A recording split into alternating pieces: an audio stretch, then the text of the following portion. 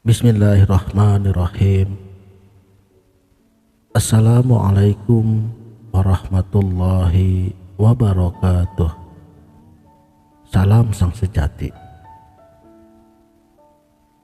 Suara yang berasal dari hati, kolbi, insya Allah itulah suara yang benar dan dari suara yang sejati.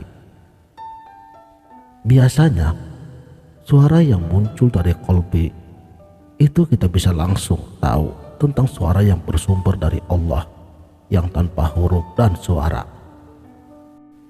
sehingga kita bisa berdialog dengannya.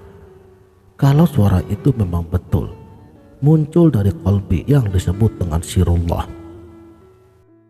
Allah Subhanahu wa ta'ala di dalam hadis kursi mengatakan, "Aku menciptakan mahligai yang ada di dalam kolbi. Di dalam kolbi ada akal, ada budi. Di balik budi ada Nur Muhammad. Di balik Nur Muhammad ada aku.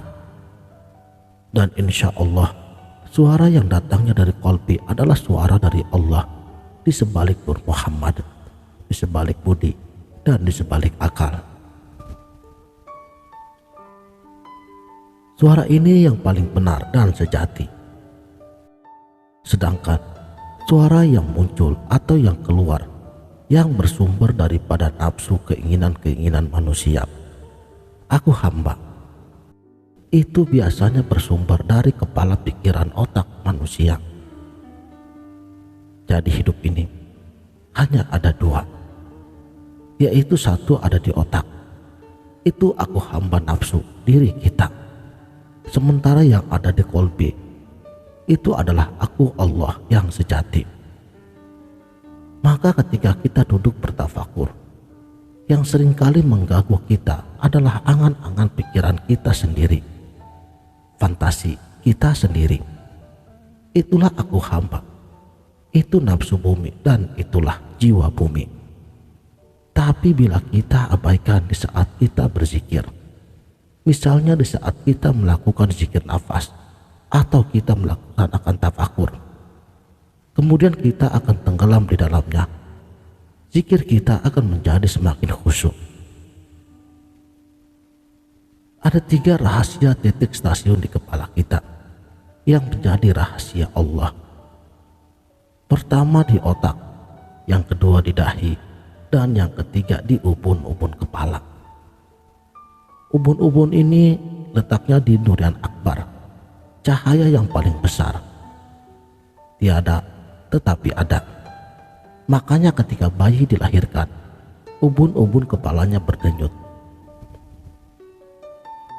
Kemudian yang ada di dahi adalah gambaran, dan yang ada di otak merupakan sumber segala ilmu, juga merupakan sumber kedudukan daripada unsur bumi.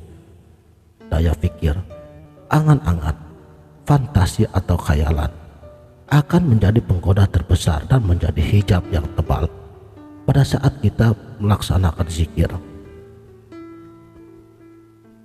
Contohnya, seperti kita mau mengamalkan zikir nafas, atau ketika kita duduk bertafakur, selalu saja ada godaan daripada nafsu bumi ini, yaitu kepentingan-kepentingan dunia yang hadir melintasi perjalanan pikiran di otak kita.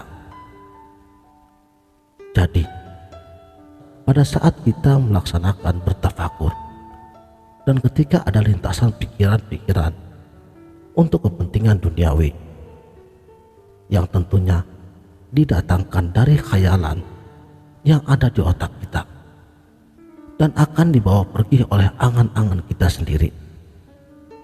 Kemudian kita ikut hanyut di dalamnya, maka pada saat itulah kita sudah terperangkap di dalamnya.